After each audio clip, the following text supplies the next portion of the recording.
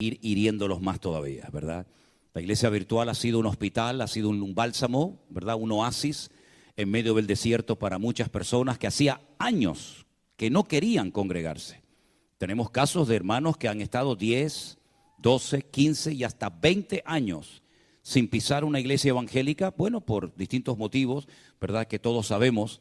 Por lo tanto, yo siempre oro para que el Señor nos dé buenos obreros.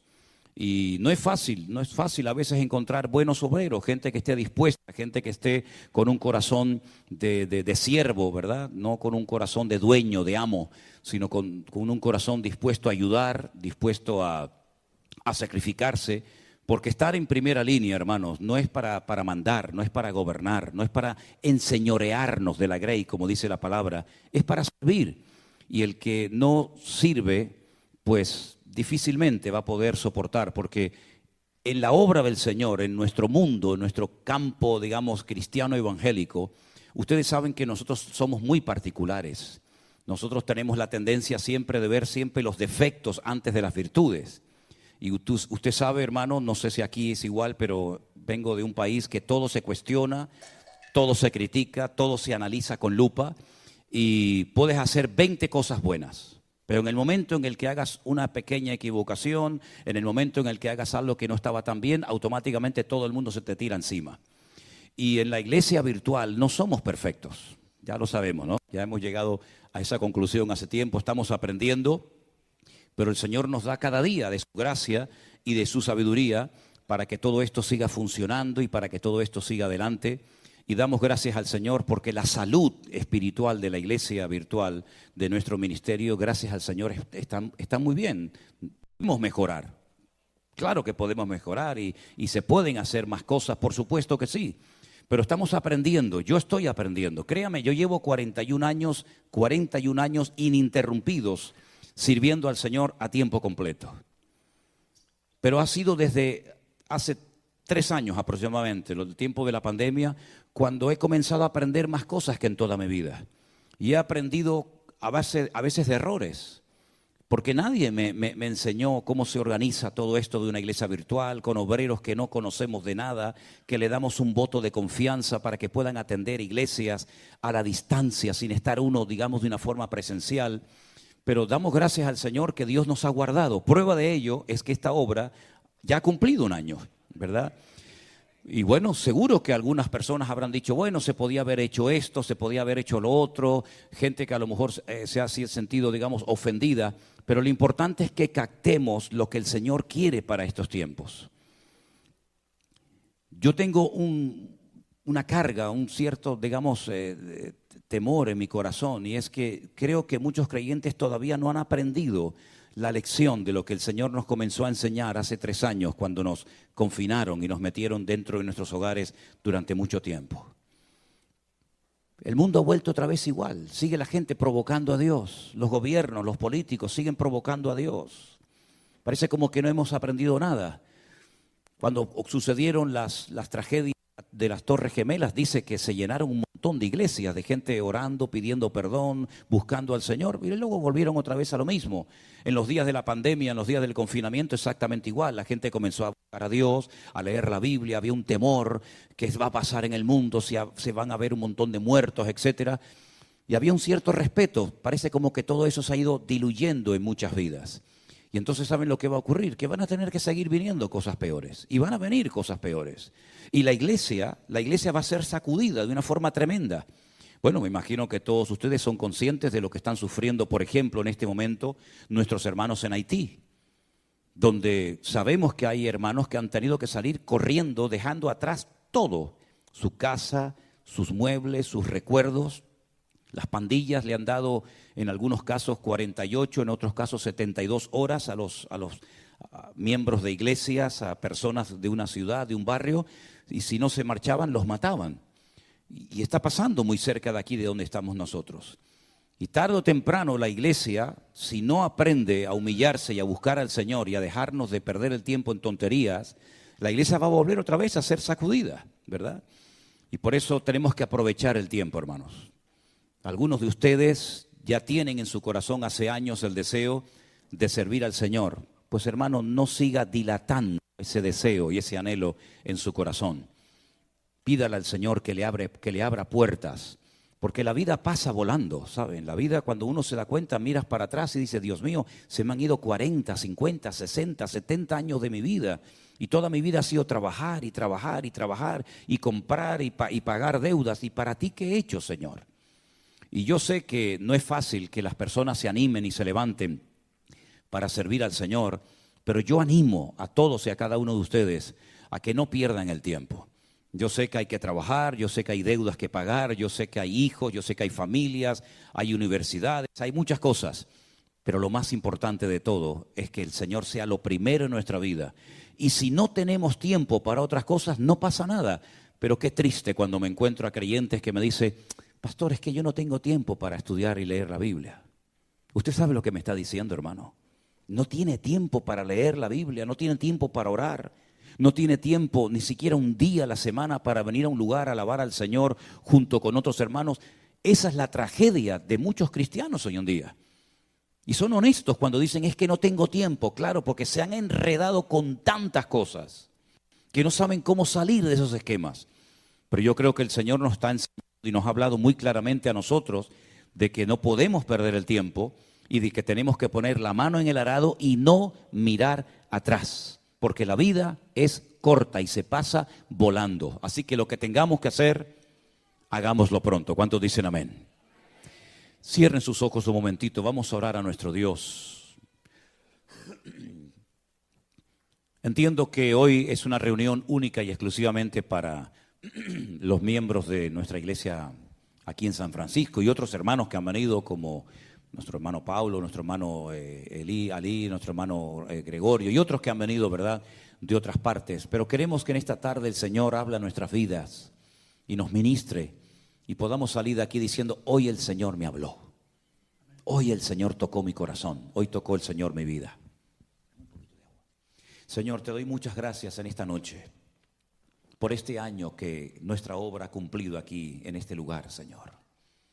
Gracias porque tú has sido fiel, supliendo todas nuestras necesidades, cuidando de nuestras vidas, dándonos gracia y fortaleza y sabiduría para que tu obra no se detenga por nada ni por nadie.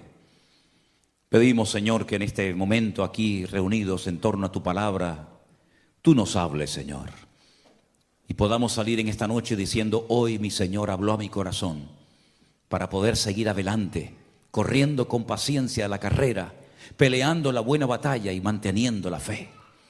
Ayúdanos, Señor, a servirte, a honrarte y a no quitar nunca nuestra mirada y nuestra confianza de ti. Gracias, Señor. Te lo pedimos todo en el nombre bendito de Jesús. Amén y amén. El libro más antiguo de la Biblia, de los 66 que tenemos, el más antiguo es el libro de Job. Gracias, hermano.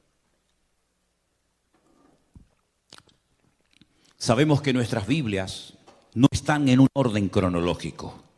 Incluso sabemos que internamente hay libros, por ejemplo, lo pueden notar si ustedes leen el libro de Primera de Samuel, que ni siquiera hay libros que están ordenados interiormente. A la Biblia le pasa exactamente lo mismo. La Biblia empieza por el libro del Génesis, hablándonos de personajes como por ejemplo Abraham, Moisés, Jacob, Isaac. Pero sin embargo el libro del Génesis, por lo que relata sí, pero no es el libro más antiguo de la Biblia. El libro más antiguo de la Biblia y el personaje más antiguo de la Escritura es el libro del Job. Es un libro muy interesante. Es un libro donde vamos a ver en esta noche, con ayuda del Señor, cosas que no tenemos que olvidar nunca en nuestra vida.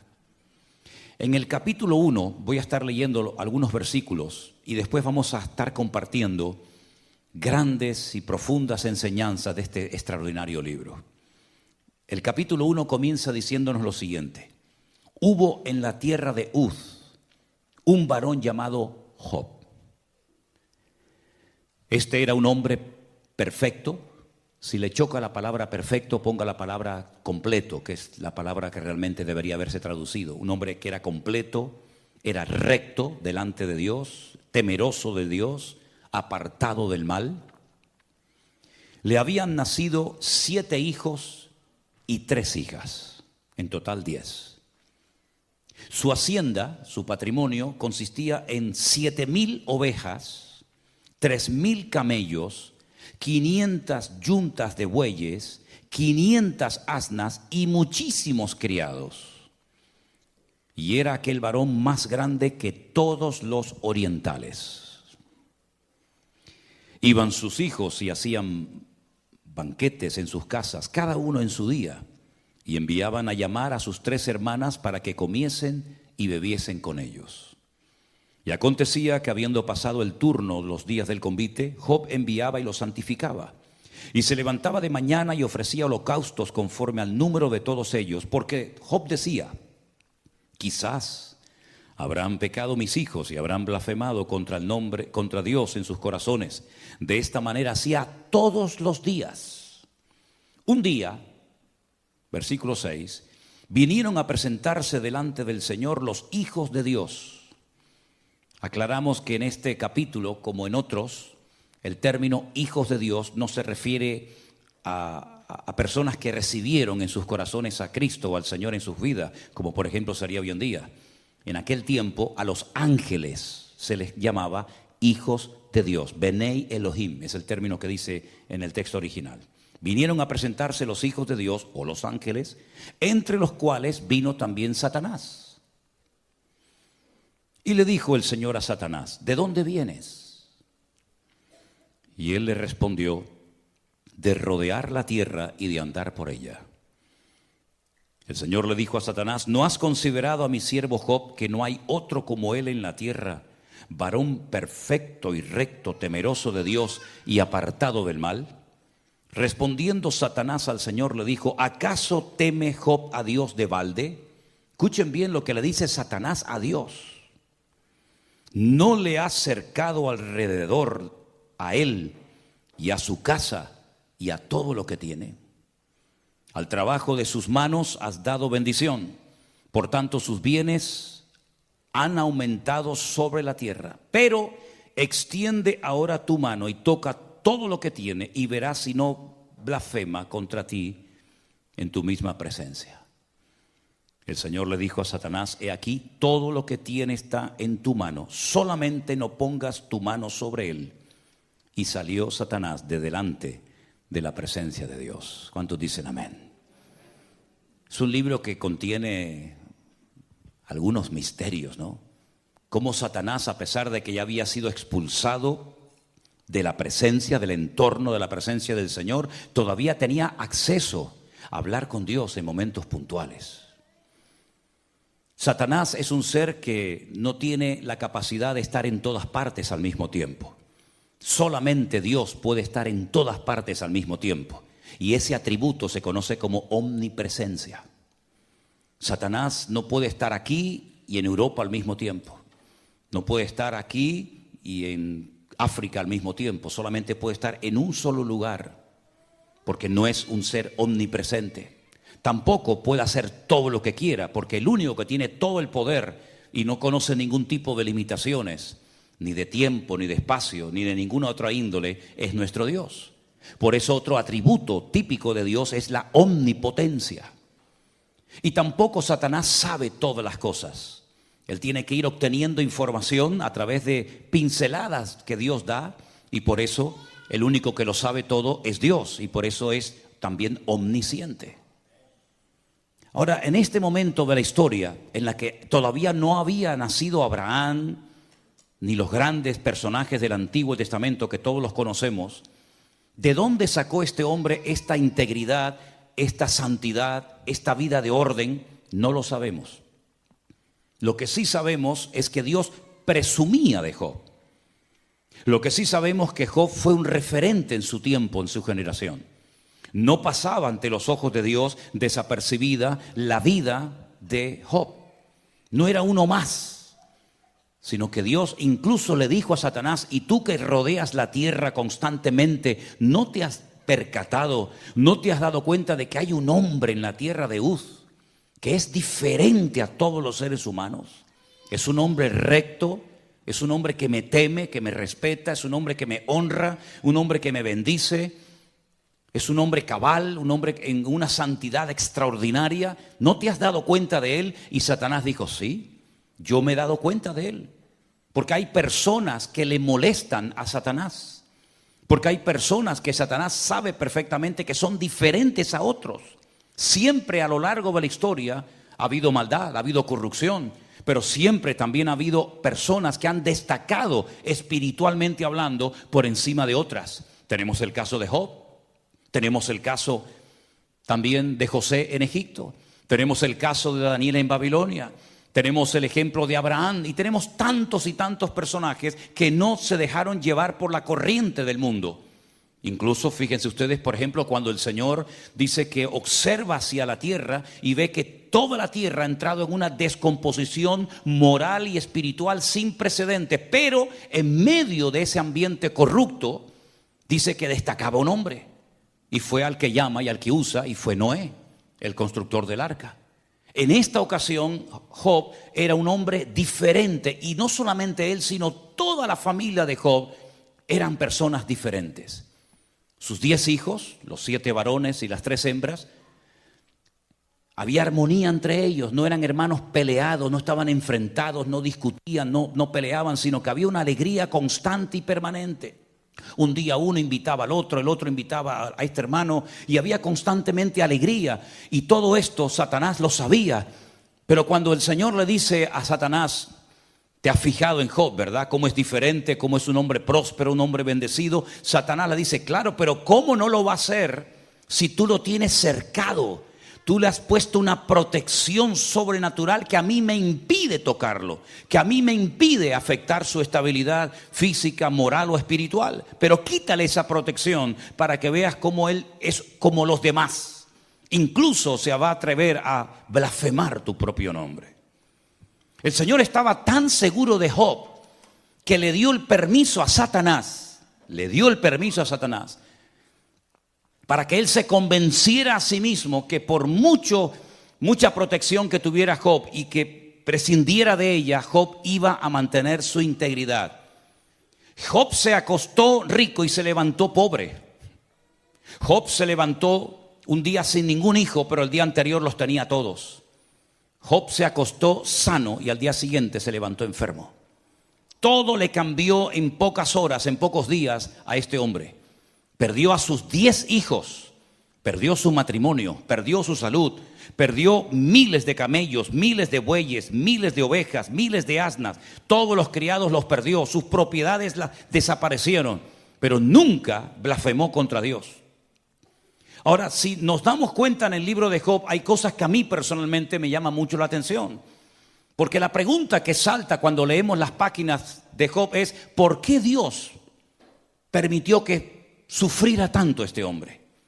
Los sufrimientos de Job fueron tan espantosos que dice que él tenía 3 amigos que vivían en 3 regiones diferentes, que vinieron a visitarlo cuando se enteraron de sus desgracias, y cuando lo vieron dice que no lo reconocieron. Estaba tan cambiado, tan envejecido, tan destruido, que dice que se sentaron con él durante una semana y no fueron capaces de decirle ni una sola palabra.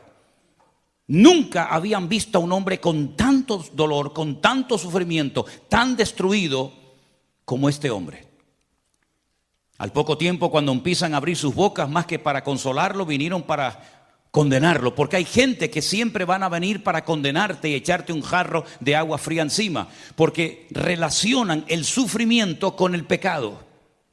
Y es verdad que a veces por pecar sufrimos cosas que podíamos habernos evitado. Por supuesto que sí. Es cierto que el pecado abre la puerta a muchas desgracias que se podían haber evitado si hubiéramos mantenido el orden y nuestra comunión y relación con el Señor. Pero en el caso de Job no es así. Esa regla aquí se rompe. Job ni siquiera está siendo probado por Dios, porque Dios sabía perfectamente con qué tipo de persona estaba tratando.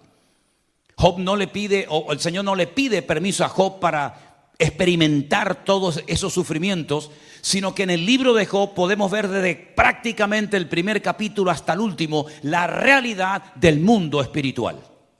El mundo espiritual es tan real como el mundo natural, la dimensión en la que nosotros nos movemos hoy en día. Lo que pasa es que ese mundo espiritual, porque Dios lo ha hecho así, no nos permite verlo.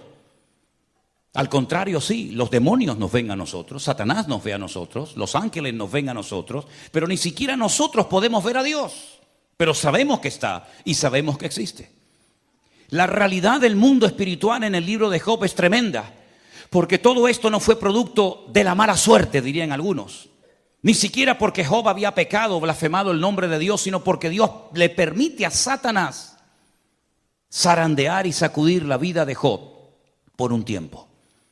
Me han preguntado muchas veces, ¿crees que Job sabía lo que estaba pasando en el mundo espiritual entre Dios y Satanás? Bueno, la Biblia no nos da ninguna información. Las conversaciones entre Dios y el diablo, Job no las sabía. Nosotros las sabemos porque tenemos el libro, pero Job estaba haciendo historia y él no sabía lo que estaba pasando, pero dice que en ningún momento blasfema ni peca contra Dios. Es verdad que maldijo el día en el que nació, eso sí lo hizo, pero en ningún momento, jamás se enfadó con Dios.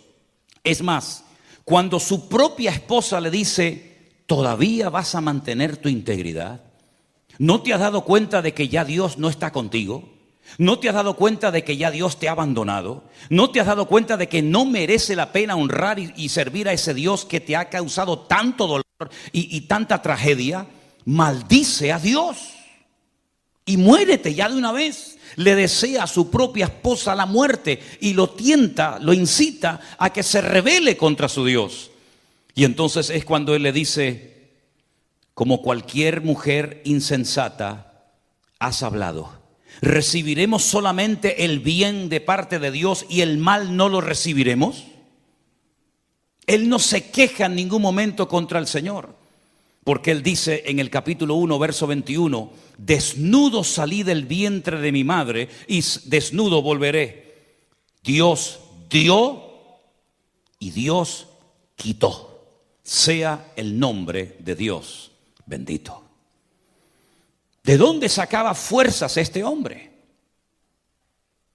¿Cómo fue capaz de aguantar tantas penurias y sufrimientos este hombre?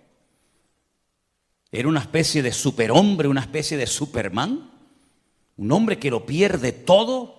¿Un hombre que se queda sin nada? Sabiendo que no ha cometido ningún delito, ningún pecado contra Dios, sino que están pasando cosas que él no entiende, pero sabe que Dios no lo ha abandonado. Porque en el libro de Job se pierde todo menos la presencia y la fidelidad de nuestro Dios. Porque en la vida podremos perder muchas cosas. Podremos enterrar hijos, esposas, maridos. Podremos perder el trabajo, podremos perder la salud, podremos perder tantas cosas, pero nunca perderemos la presencia del Señor. Porque el Señor dijo, he aquí yo estoy con vosotros todos los días hasta el fin del mundo.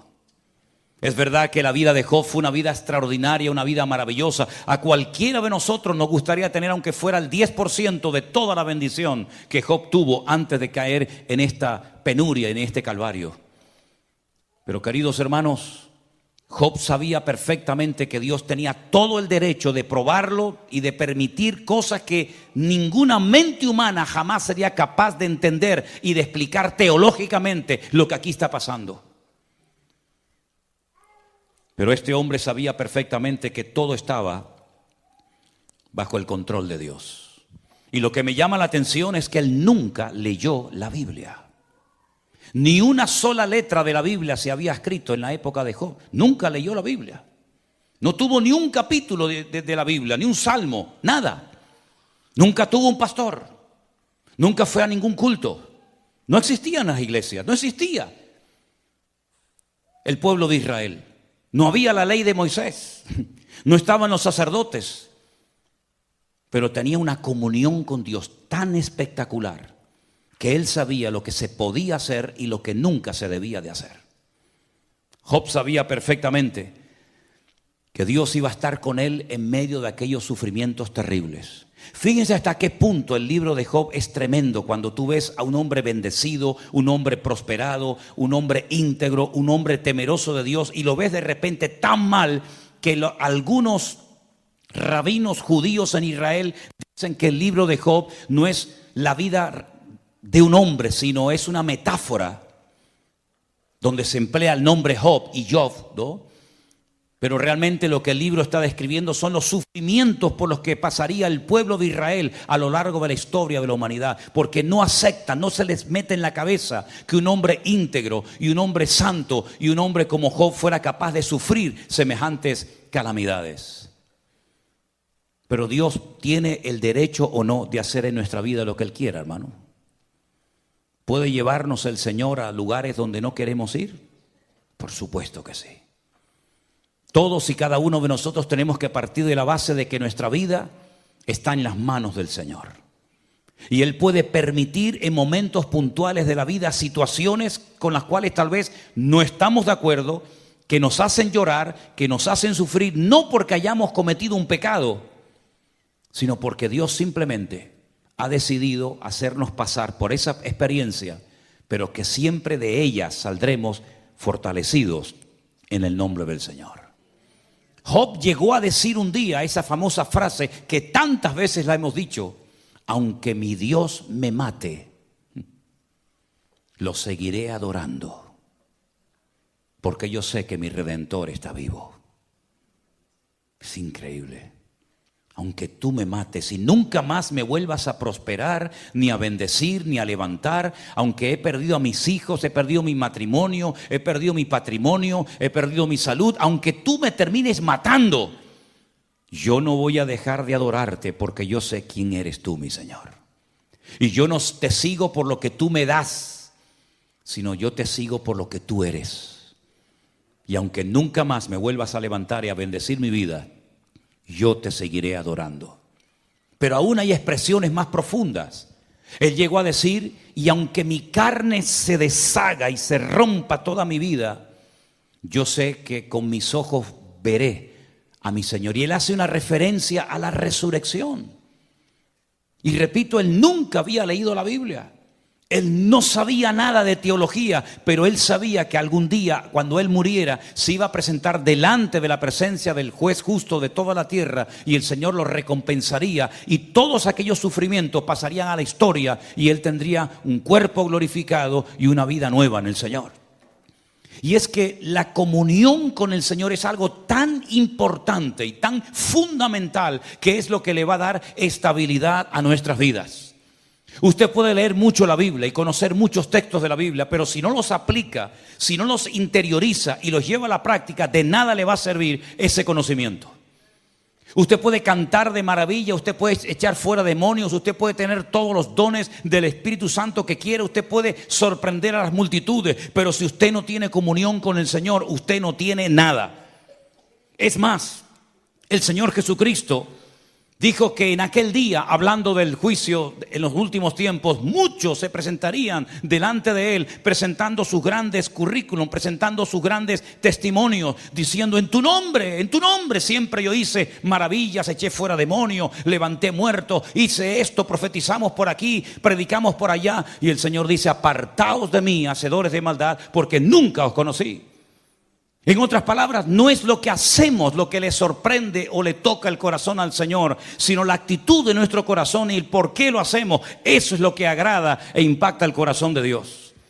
Fíjense, por ejemplo, no me voy del tema, pero fíjense, por ejemplo, cuando aquel centurión, que no era ni judío, no era conocedor de la ley, cuando él sabe que el problema que tiene en el hogar, su religión, sus dioses, su autoridad militar no le sirven de nada. Y él tiene que recurrir a aquel carpintero de Galilea que no lo dejaban entrar a muchas sinagogas de Israel a predicar. Y amenazaban a la gente que si le seguían y se identificaban con él, serían también expulsados de las sinagogas. Él va al maestro y le dice: tengo un siervo gravemente atormentado y no soy digno de que entres bajo mi techo. ¿Cómo voy a llevar a mi casa al Hijo de Dios? Las cosas que habrá hecho en ese hogar. Yo no soy digno de que entres. Solamente lo que necesito es que des la palabra, que des la orden. Y simplemente dando la orden, yo sé que las cosas cambiarán. Porque yo soy un hombre de autoridad y él sabía lo que era moverse en el terreno de la autoridad. Yo le digo a un soldado, ven para acá y no cuestiona la orden, él viene. O le digo, ven y coge esto y llévalo para allá y lo hace. Pero la autoridad que yo tengo no me sirve en la dimensión en la que yo tengo un problema. Pero tú sí tienes esa autoridad. Solamente da la